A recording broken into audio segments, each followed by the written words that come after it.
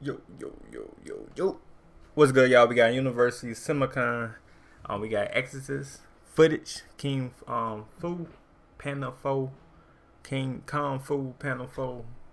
Why no? Oh, okay. Then FN News. Okay, so like it or sub, hit the bell if you're new. And yeah, University. Hello, my movie peeps. Another CinemaCon panel has I'm about to say so wrong, y'all. The title, but hey, fuck it. just concluded for Universal Studios. Right. It's been a pretty busy week here on the channel, and I'm insanely grateful for all you guys clicking, subscribing, liking, doing all that Yeah, it been crazy. I mean, hey, every year it go crazier, crazy and crazy. wonderful stuff. But We going crazy on my channel too, y'all. Appreciate all the love and support. Okay. here now, we are going to be focusing on what Universal revealed to us, and I gotta say, they might have had the best panel out of the entire week. You're gonna have to give me your opinion down below. But although we did not get the Freddy Fazbear news we wanted, and I think I have a pretty good reason for why he was not mentioned, everything else that they revealed here, kind of hype, kind of exciting, might be the best studio presentation so far of the week. We got Paramount tomorrow. We'll see how they do. As always, timestamps will be in the description, and I look forward to hearing what you guys think. Okay, so yes, Universal kicked off their CinemaCon panel here with a sizzle reel focusing on directors in the industry and talking about how important it is to physically go to the theaters. You had people like Jordan Peele and Christopher Nolan talking about the importance of it, along with showing tiny snippets of upcoming movies. And as a reminder, that is the whole point of CinemaCon, is to celebrate physically going to the theaters and supporting theater owners for the experience. Remember that piece of news because it'll come in handy later. That then segued us into Christopher Nolan taking the stage and I heard we getting a trailer 2 weeks from now. So showing off, I don't know if it's true or not, but yeah, some footage for Oppenheimer. Now, of course, this has been the sad trend of CinemaCon. A lot of this footage is not getting released online for us, the public, to enjoy. It was a scene with Robert Downey Jr.'s character talking about how the Russians have created a bomb, creating the spark so that they can start creating their own bomb. People really seem to be taken back by the footage, and don't worry not, because Christopher Nolan did confirm that in 2 weeks during the release okay, so it's true then. Guardians of the Galaxy 3, we will get a new Oppenheimer trailer in theaters, so look forward to that. From there, Universal tossed it over to Illumination to talk about some of their upcoming projects. They did talk about the success of the Mario movie. I was hoping that was them going to reveal to us a new Nintendo. I wanted a degree, but 4 years to get one? No thanks. Then I found WGU. On average, Nintendo film or confirming the Mario sequel. It's definitely coming though. The movie's about to hit $1 billion. We getting a Damn, billion. I said that too. I said this shit gonna make money. lot of Mario movies. But instead what they decided to reveal to us was some footage for their upcoming animated film called Migration. One reporter described the footage as Migration. Kumani Nanjiel plays an overprotective father who is scared to leave the safety of the pond, but his wife, played by Elizabeth Banks, wants to experience the wonders of the world with her family. Awkwafina, Keegan-Michael Key, Danny DeVito, and Carol Kane also lend their distinct voices. There was a teaser trailer that played in front of the Mario movie. You know what? Illumination has been doing some really fun things. They might not tell a story as powerful as like Disney or Pixar, but I can definitely say without a doubt, if I want to just go to a theater to be entertained and have a good time, Illumination is doing that, so I'm kind of excited for Migration. From there, they brought out Will Ferrell. Yeah, I'm definitely watching this movie right here, straight. I'm definitely watching this thing. This shit too funny. On stage to talk about his upcoming dog comedy, Strays. Some of you guys might have seen the trailer that has been released online. The funniest thing about this is the way they describe what Will Ferrell was doing on stage. Apparently, there was a bit going on where Will Ferrell had the dog from the movie, Sophie, and he was getting upset that the cameraman was focusing on the dog instead of him. Showing you this photo of Will Ferrell with the I got a little dog and reading to you what he said. My career is going to go on for a long time, but this is the peak for you, Ferrell said as the camera operator kept cutting back to Sophie's soulful eyes. If there's a Strays 3, we'll have to recast you. That's an eternity in dog years, and that's not even Hollywood years. I'm looking forward to that movie. I wish I could have seen that full bit because yeah, that shit funny. I think that actually sounds really funny. Moving on from there, though, we got Blumhouse coming up on stage. Horror fans everywhere were screaming, Freddy Fazbear, Freddy Fazbear. People were saying that? We didn't get that. we did get some cool stuff. First off here, you had Jason Blum kind of hyping up Megan, where he again doubled down that we are going to be getting a sequel coming out January. That was a good movie though, no cap. For me though, my opinion, good movie though.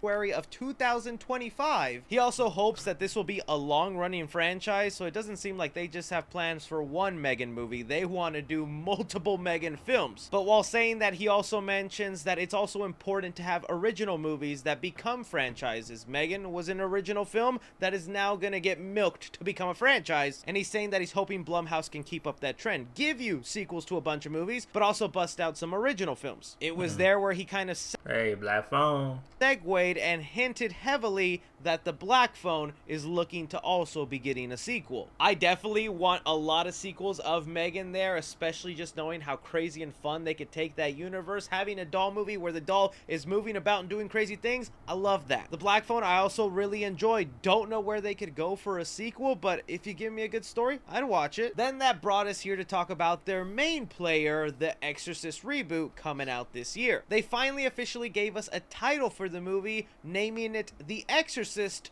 Believer. Not really crazy on the title, but I'm also just kind of indifferent on it. I guess I'll have to wait and see on the context of the film. It just makes me want to say The Exorcist Believer and put a photo of Justin Bieber all exorcist out, but my Photoshop skills aren't there just yet. But regardless how you feel about that title, they also showcased the first bit of footage for this movie, and it does kind of sound interesting. Let me read it for you. We have here, the footage begins with Leslie Odom Jr.'s daughter missing. Turns out she was in the woods, but now she's in the hospital. Baby, you've been gone 3 days, he tells her. Later, she starts convulsing, but there's another young girl getting impacted by the demonic possession. We see one enter a Catholic church screaming, "The body and the blood, the body and the blood." Ellen Burstyn reprises her role from the original movie as Chris McNeil, and she steps in to help these folks with the possessed children. Turns out she definitely knows something. She confronts one of the girls later in the trailer and exclaims,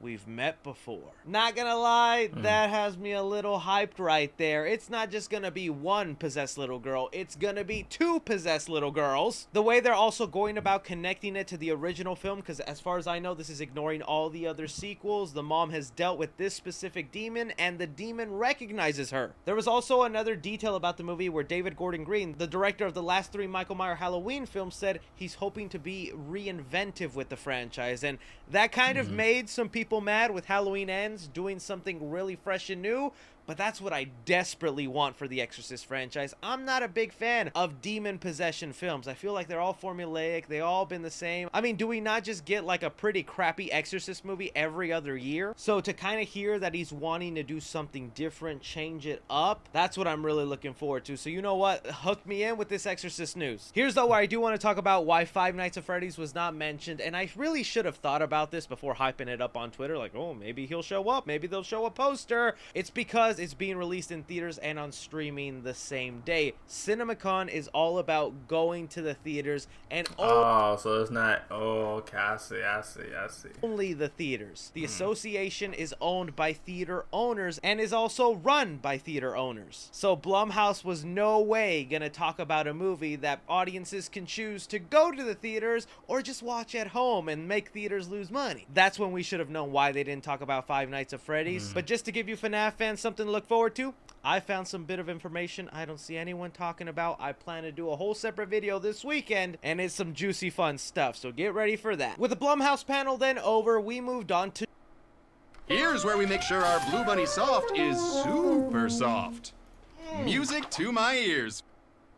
Your mama's so sweet, the dentist has her on speed dial. Your mama's so cool, I got her. To DreamWorks, where they started talking about some of their animated films. They showed footage for their upcoming movie, The Teenage Kraken, really focusing on it being the anti-Little Mermaid movie, where the film is going to be about them trying to go after an evil mermaid, although everyone loves mermaids. Kind of indifferent on the film. Some of it looks really sweet and fun. Other parts feel like something I don't need to watch right away, but hey, if you're excited for it, that's awesome. But the next movie here, I think we can all agree with, is fantastic. They started talking about Trolls 3. Okay, moving on. Damn.